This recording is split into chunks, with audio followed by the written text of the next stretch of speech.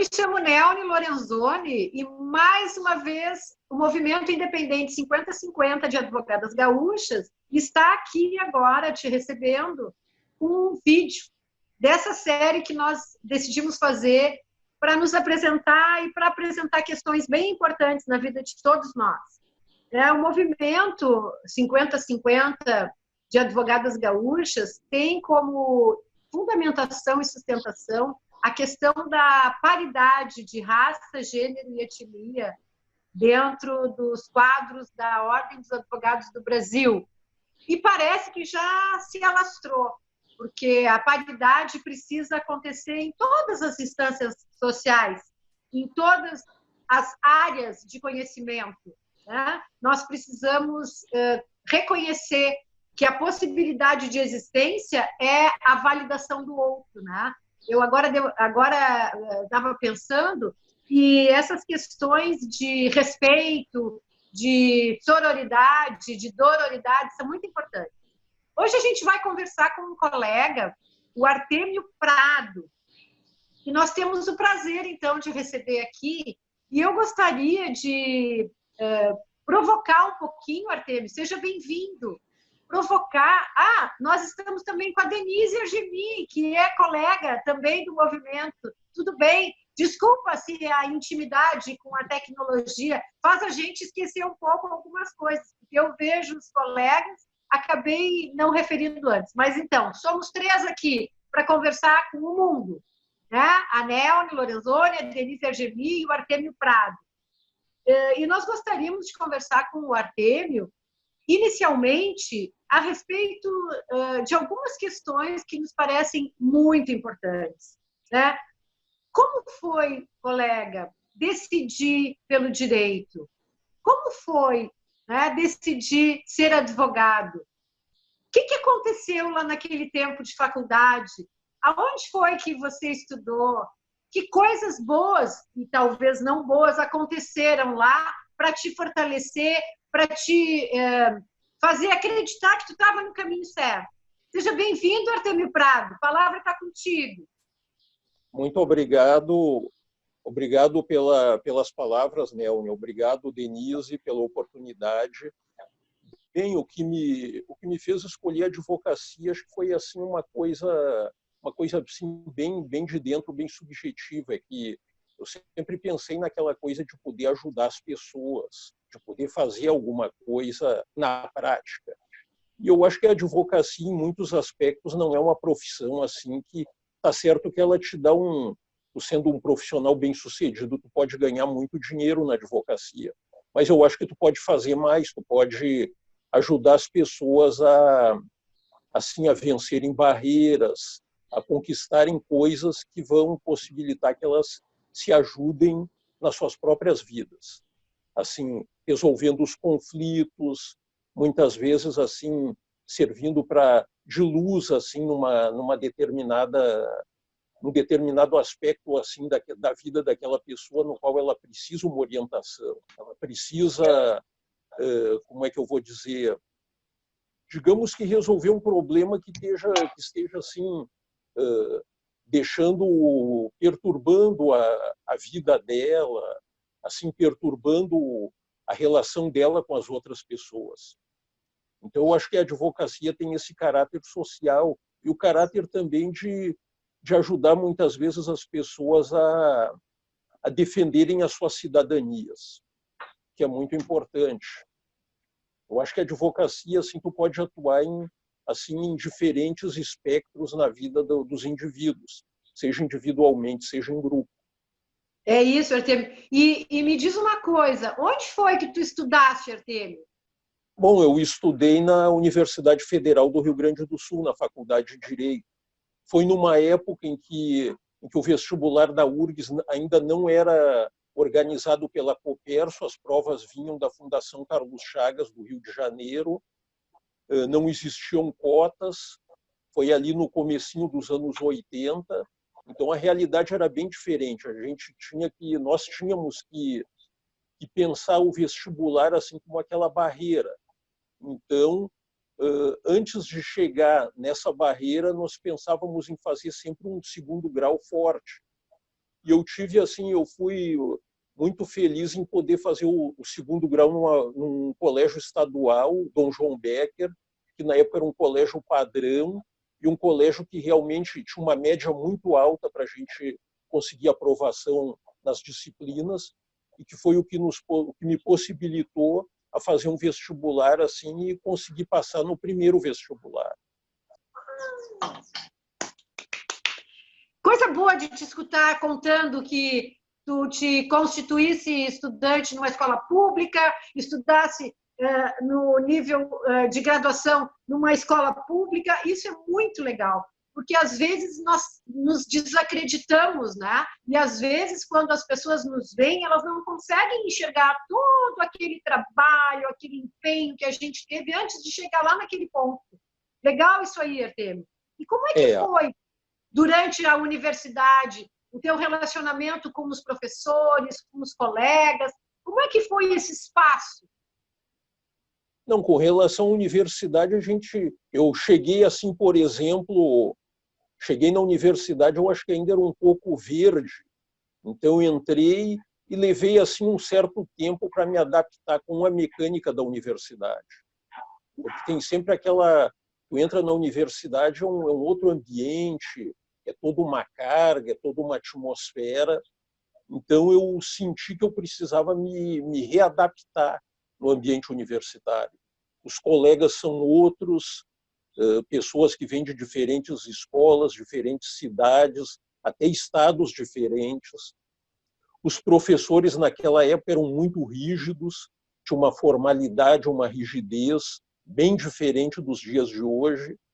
Então eu senti que eu meio que amadureci dentro da universidade.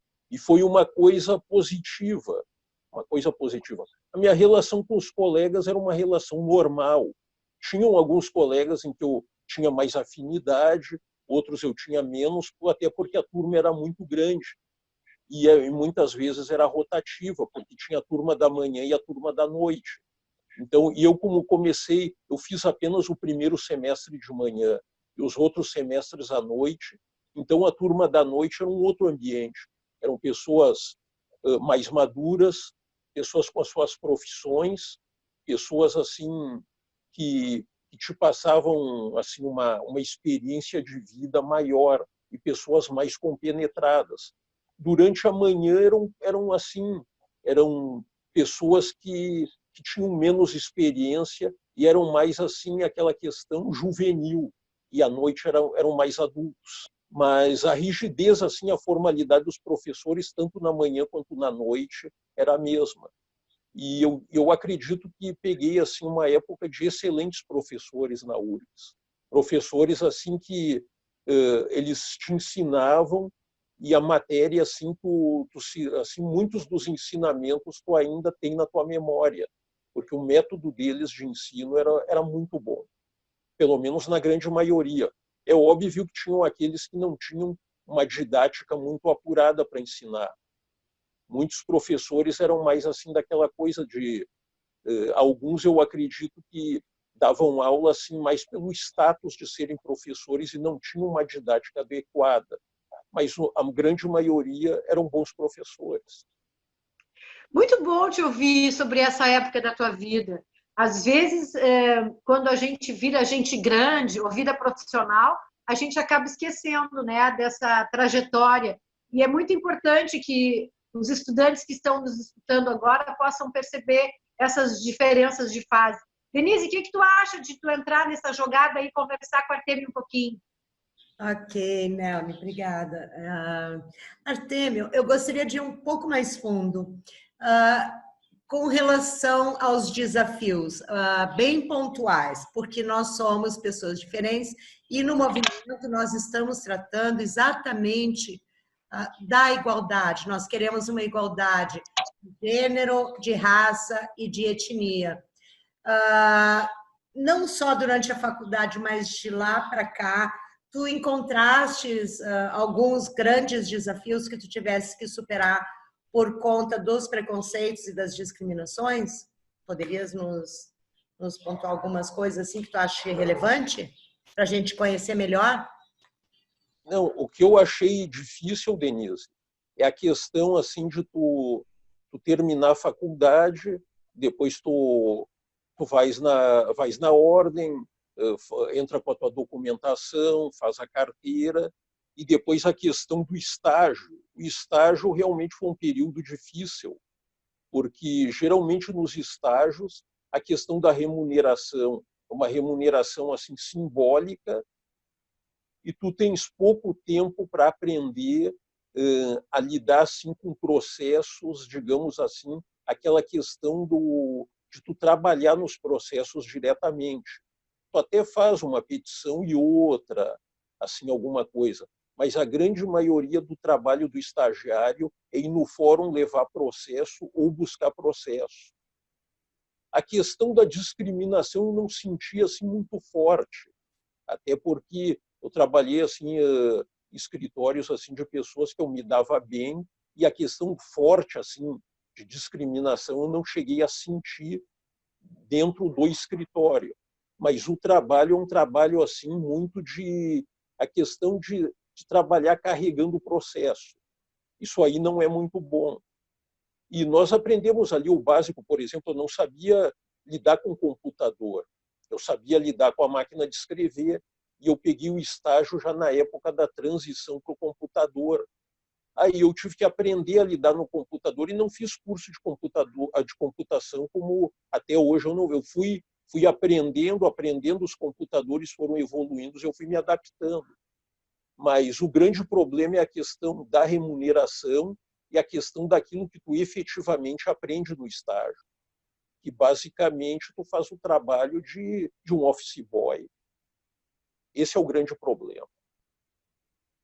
Sim, esses são aspectos gerais que nós todos, eu acho, que enfrentamos, né?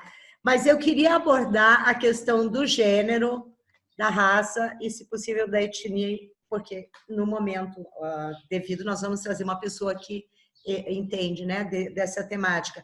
Artêmio, o que eu quero te dizer, vou te dar um exemplo. Por exemplo, eu sou mulher, né? Eu tenho diversos episódios durante toda a minha trajetória como profissional que eu enfrentei alguns desafios muito difíceis para poder me impor na profissão enquanto mulher. É isso que eu estou te perguntando. Tu achas que tivesse algum desafio relevante por conta da raça, por conta do fato de ser um jovem advogado negro? É isso que eu estou querendo saber. Sim, tu falas assim se eu sentia assim uma certa discriminação, alguma coisa na prática, tu queres dizer? Exato, porque ninguém me disse assim, eu sou machista, eu não quero que mulher seja advogada. Sim. Mas tu sente Sim. aquela coisa velada, às vezes explícita, às vezes não tanto, às vezes tu fica na dúvida. Nós sabemos que isso acontece. Tu gostaria de relatar alguma coisa ou passamos a outro tópico?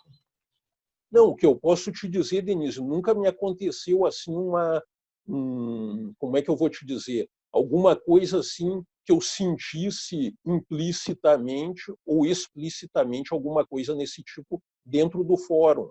Até porque teve uma época nos anos 90 que eu tinha um primo que trabalhava no gabinete de um juiz no Foro Central, na 10ª Vara Civil.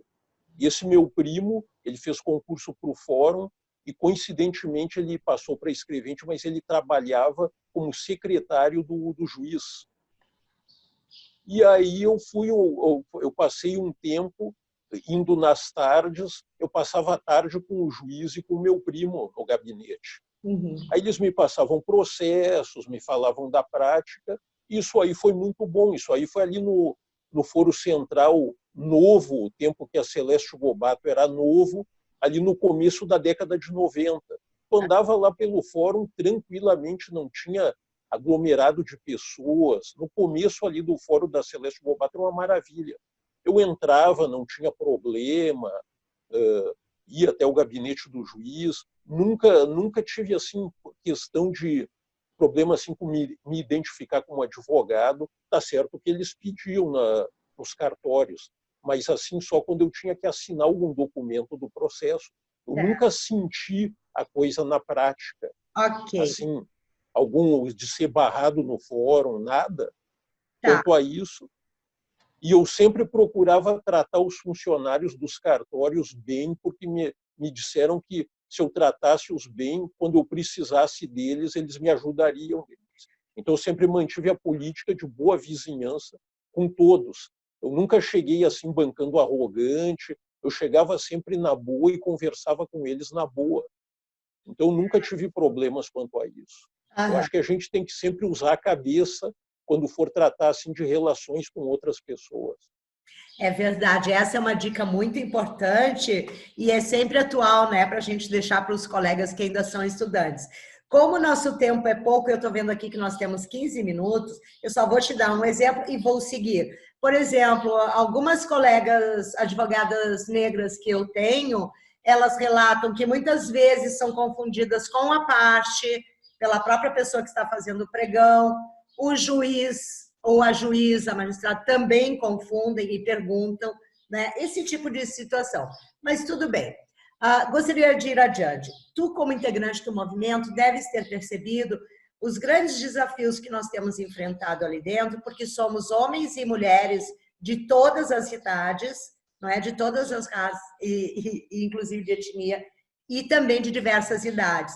E tem sido bastante dificultoso nós entendermos os mecanismos para que nos aproximemos mais.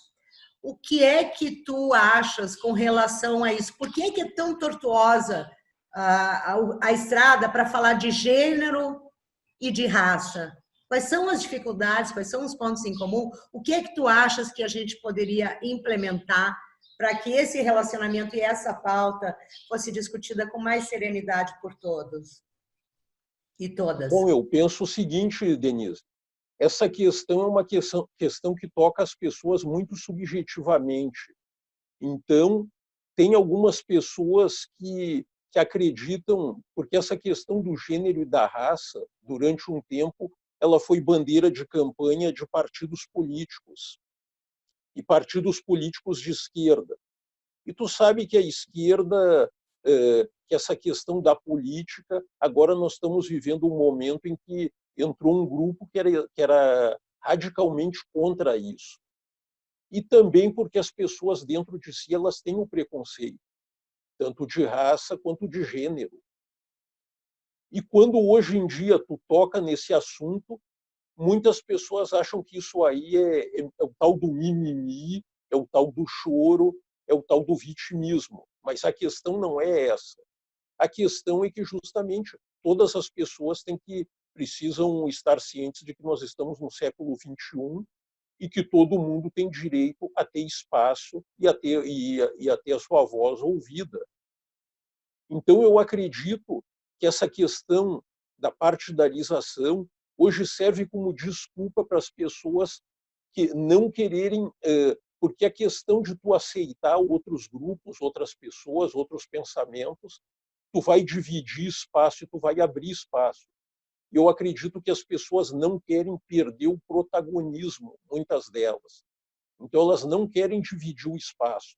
Elas acham que vão perder poder, elas acham que vão perder o protagonismo, e tem aquela questão das pessoas quererem aparecer deles, quererem, como é que eu vou te dizer, elas querem se destacar para conseguir dividendos pessoais. Elas não conseguem trabalhar como se fosse uma equipe dentro de uma máquina. Elas querem se destacar para elas conseguirem colher dividendos e frutos. Então, eu acredito que seja isso. As pessoas não conseguem se unir para trabalhar em grupo. Eu acho que o nosso povo é muito individualista. É cada um por si, Deus por todos, naquela questão de poder alcançar os seus objetivos e, através de atingir os objetivos da pessoa, conseguir se dar bem, seja financeiramente, seja com prestígio.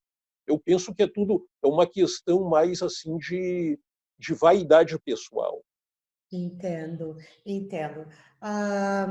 Queria abordar uma outra questão. Eu convivo em espaços faz um ano e meio com pessoas negras. E confesso que, ao longo da minha vida, eu tive 3 grandes amigos negros, 2 homens e uma mulher.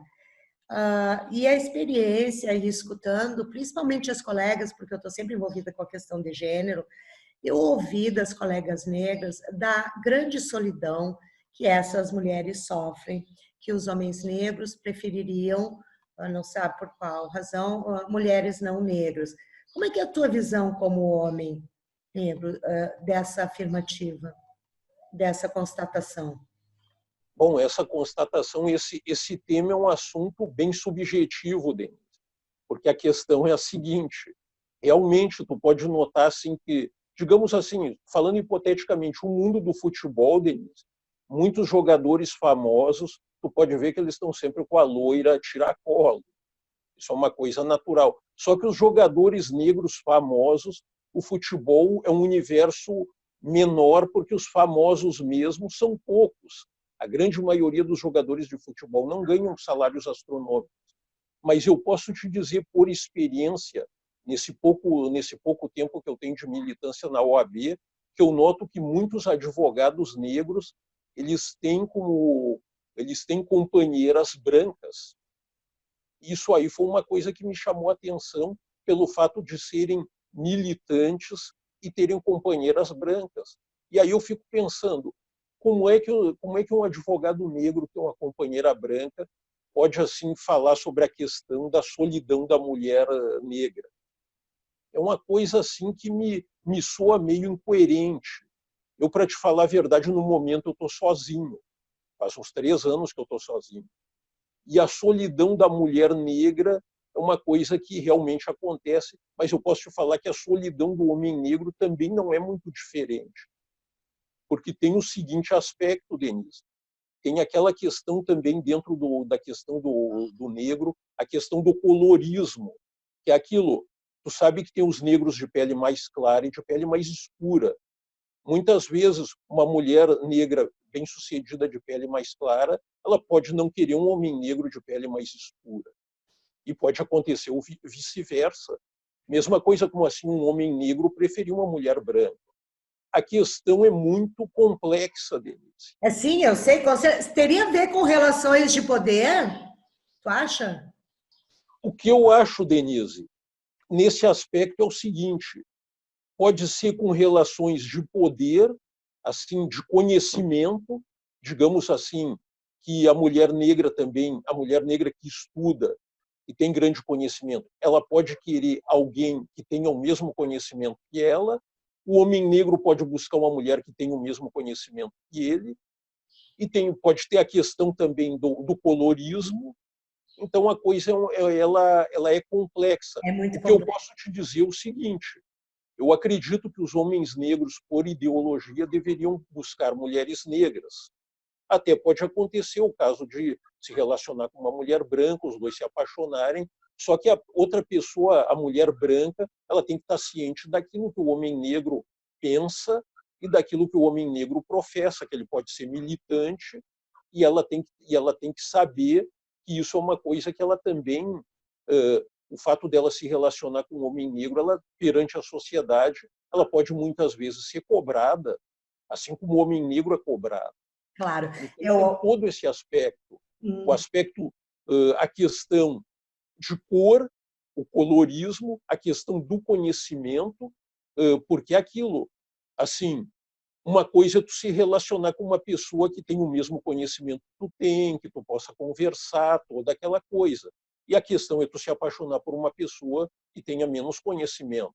Mas daí é questão de tu pegar e se adaptar àquela pessoa, procurar estimular aquela pessoa a aprender mais coisas, a conhecer mais, até porque tu quer com uma pessoa que tu possa conversar contigo em igual nível. Claro. Então a coisa é todo. Eu defendo a questão do relacionamento afrocentrado deles. Mas pode acontecer. Afrocentrado seria o quê? Um relacionamento com uma mulher negra. Entendi. Homem negro com mulher negra.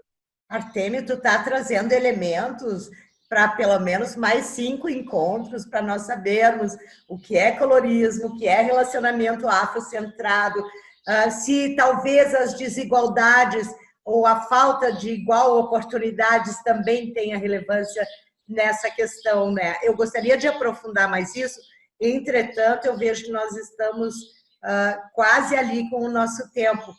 Eu gostaria que tu concluísse, desculpe essa tua fala, tendo em vista que temos poucos minutos, e também que nos dissesse se tu tens alguma sugestão para as nossas colegas e os nossos colegas do movimento, para tentarmos chegar a essa igualdade de raça, de gênero e de etnia. Depois já passa para a Melanie.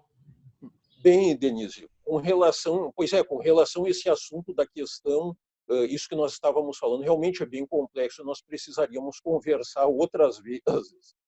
Mas com relação às pessoas do movimento, Denise, a questão é as pessoas procurarem, através da conversa e do diálogo, se entenderem e colocarem o objetivo do movimento como o mote principal e procurar se aglutinarem em função do movimento, deixando as diferenças mais complexas para um segundo plano, porque é impossível a gente resolver todas essas arestas dentro do movimento, que nós temos que cumprir o objetivo do movimento. Aí nós vamos perder muito tempo com aspectos sociológicos e aspectos de cunho subjetivo. Então, nós precisamos focar no movimento e naquilo que nós queremos. Eu acho que é isso. É fantástico esse teu fechamento, Artêmio. E até facilita muito encaminhar para a finalização desse vídeo, porque foi um tempo muito rico de informações, de reflexões, né, que tu está nos trazendo. Eu estou muito grata com a Denise, contigo, com esse espaço, e me faz lembrar de Ubuntu, né? Eu sou porque todos nós somos. Talvez o planeta precise se reconhecer mais, com mais respeito. E essas questões de escolhas de parceiros e parceiras possam ficar mais nas instâncias só afetivas mesmo, né? Porque o ser humano é muito complexo. E o nosso movimento, como tu bem está trazendo, né, tem objetivos específicos, centrados, tem metas, e nós queremos foco e queremos parceiros como tu, como a Denise, como todos esses 100 e quase 30 parceiras e parceiras que já estão no movimento, pensando sobre a paridade de raça, gênero e etnia, né, na Ordem dos Advogados do Brasil, que, na minha opinião, já devia ser chamada Ordem da Advocacia do Brasil, e não só na ordem, mas em todos os espaços. Nós precisamos de mais mãos unidas para respeitar melhor a humanidade e os nossos espaços, templos, os nossos corpos, as nossas mentes, os nossos corações. Então, eu te agradeço, Artêmio, profundamente, te agradeço, Denise, e agradeço a você e a vocês que nos ouviram, nos viram e pensaram junto conosco em todas essas questões trazidas hoje. Muito obrigada e até a próxima!